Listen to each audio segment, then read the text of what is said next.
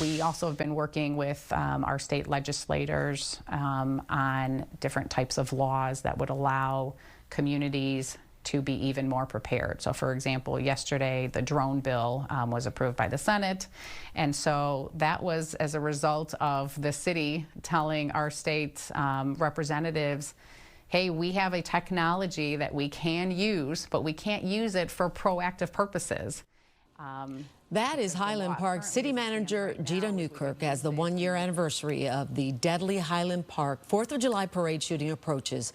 The city and other communities in Illinois are looking at ways to make their communities safer following the tragic event. And that includes allowing law enforcement to use drones to help them be more prepared for emergencies when handling large-scale events.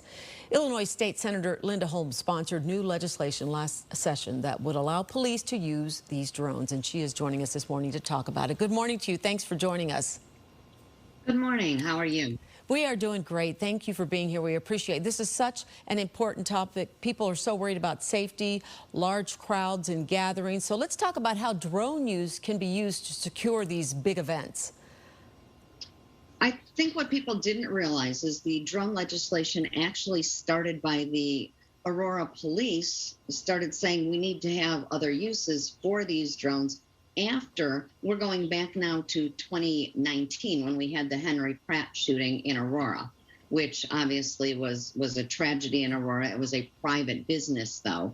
6 people were killed, 7 were injured.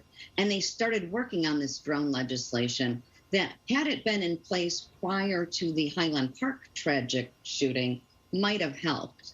Because what it does is it allows a drone to fly over large events like parades or food festivals and take a look around to see if there is anything that might be suspicious.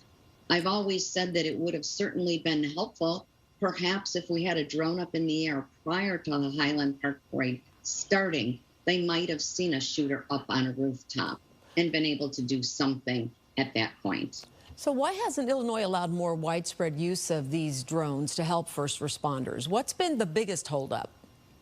It's a very delicate balancing act between privacy and public safety.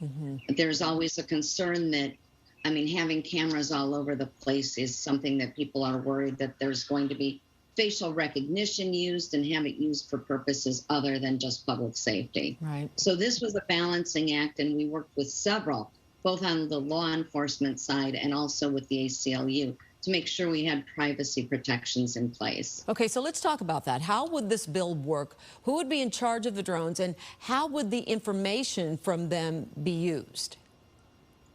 So the police would have the ability to use a drone. They're restricted to using them over large public events like food festivals or parades, so they can go out there and that. It has to be an event that is put and sanctioned by the state, the municipality, or park districts. It has to be an outdoor event. It has to be a public event to which the public is invited, so no private events. They can go out and do that surveillance and take a look at everything. And they can also use it during the event to monitor crowd control and issues like that. So they then have that data. They're only allowed, if nothing suspicious has shown up on that data, to hold it for a limited amount of time. Who has the authority if for some reason that data is improperly used? That goes back to the Attorney General, who will examine the case. If there's a violation, then there can be measures taken. State Senator Linda Holmes, we appreciate you joining us, and we're going to follow with you through this process and look forward to having you back to talk about it. We appreciate your time. Thank you. You take care.